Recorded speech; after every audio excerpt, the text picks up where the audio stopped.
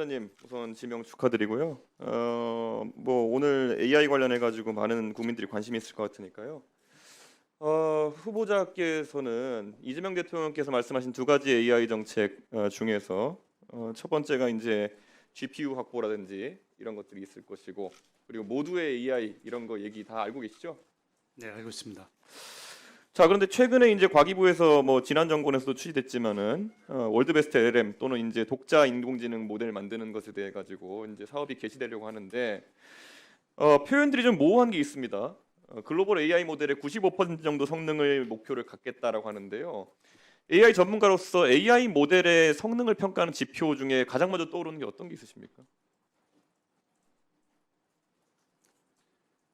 AI 모델을 평가하는 여러 가지 예, 지표들이 있습니다. 뭐 뭐 언어 간단하게 모델에 대한 언어 모델에 대한 평가, 그 이미지 어떤 생성에 대한 어떤 그 성능 평가, 그리고 각각 그 공식적인 글로벌 그리고 한국에서도 여러 가지 지표들을 가지고 있습니다. 그래서 그런 걸로 이제 MMLU라든지 이런 어떤 테스트 셋을 이용해 가지고 결국엔 평가를 측정하는 것들이 많이 인터넷상에 이제 올라가고 그걸 바탕으로 1차적인 평가를 하게 돼 있는데, 글쎄요. 저는 사실 그거 외에도 많은 고려 요소들이 있을 텐데 지금 뭐 무빙 타겟 방식을 도입한다 이런 건 사실상 관역이 없는 화살을 쏘는 거 아니냐, 약간 이런 느낌이 들거든요. 이 프로젝트를 진행한다 했을 때 과연 기업들 중에 어떤 기업들이 그러면 실제 자금을 수령하고 또 이렇게 선발되고 이렇게 할까 예측이 되십니까?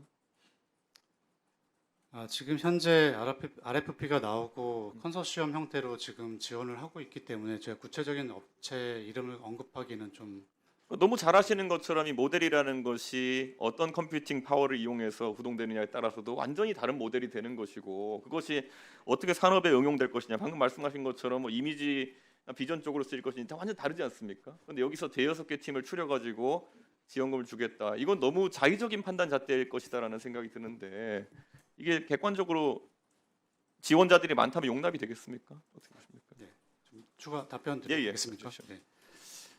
사실 글로벌 AI 경쟁을 하기 위해서 또는 국내 AI 시장 활성화를 하기 위해서 글로벌 모델들을 오픈 소스 형태 또는 API로 가져다가 쓸 수도 있습니다. 다만 한국에서 만든 AI 모델을 가지고 서비스를 만들고 산업 특화 모델을 만들고 우리가 그런 것들을 할 수 없으면은 사실은 우리가 뭐 안보 그리고 중요한 어떤 산업 영역에서 특화된 AI 모델을 만들기가 어렵습니다. 그래서 최소한의 한국형 AI 모델이 저는 필요하다고 생각합니다. 그러면 그 한국형 AI 모델이라는 것이 예를 들어서 지금 일반적으로 아파치나 MIT 라이선스 쓴 모델들이 있으면은 이걸 기반으로 위에 뭐 더 얹었을 때 갑자기 라이선스가 바뀐다고 해서 예전에 만들었던 모델이 사용 불가능하게 되는 건 아니지 않습니까? 그러면 충분히 그것도 우리가 개조해서 어느 정도 국산 모델이라고 인정할 수 있는 부분이 있지 않느냐 이렇게 보는데, 뭐 엑사원은 완전 독자 모델이라고 생각하시니까 그런지 모르겠는데 오픈 소스 기반의 모델도 그럼 이 사업에 충분히 응모할 수 있는 겁니까? 오픈 소스 모델도 다양하게 활용이 가능하다 봅니다. 근데 본 사업에 오픈 소스 모델을 파인 튜닝하는 이것도 지금 허락하는지 제가 좀 확인을 좀 해봐야 될 것 같습니다. 네, 일정 부분 허락하는 걸로 저는 알고 있는데, 결국엔 저는 이런 것들에 대해서 좀 명쾌한 그 지향점이 필요하다. 제가 이유 말씀드린 건요. 아까 이재명 대통령께서 모두의 AI 말씀하신 거 보면은 전 국민 보편 사용 AI를 어떻게든 이제 가능하게 하시겠다 이런 취지였어요. 근데 이것도 물론 그 안에는 뭐 선거 공약이다 보니까 모호한 점이 있지만 저는 대한민국의 전략이 이 둘 중에 하나 중에 뭔지를 봐야 된다 봅니다. 우리가 IT 사업을 보면 지금까지 한국에서 관주도로 시작했던 것들 중에 아니면 관급으로 개발된 상품들 보면요. 세계적인 최고 성능의 제품에 비해 가지고는 조금 못 미치는 성능이거나 보편성이지만은 대체 효과라든지 이런 걸 노리고 개발한 것들이 있거든요. 데이터베이스에서도 잘하시는 그런 제품들이 있을 것이고, 워드 프로세서도 잘하는 그런 제품이 있을 것이고, 안티바이러스 제품도 그런 제품이 있었던 것이고요. 우리가 타겟하는 것이 이런 것인지, 그러니까 보통 수입 대체라 그러죠. 수입 대체한 걸 우리도 갖고 있어야 된다, 우리도 뭔가 있어야 된다는 그런 주장인지, 아니면은 정말 이게 세계에 나가서 팔아먹을 수 있을 정도의 성능이 되어가지고 이런 거 우리가 육성해 보자는 건지, 이 경계가 모호하긴 하지만 대한민국의 IT 프로젝트 상당수가 전자로 귀결된 이유가 뭐라고 보십니까? 말씀 주신 내용에서 첫 번째 부분부터 좀 말씀드리면 저는 월드베스트 LM의 목표는 세계 최고 수준의 도전을 해야 된다고 생각합니다. 그 정도 수준에 우리가 도전할 수 있는 AI 모델을 확보해야 우리가 어떻게 보면 G3 AI 강국에 네. 도달할 수 있을 거라 보고 있고요. AI 시장에서의 AI 기술들과 응용은 굉장히 다양합니다.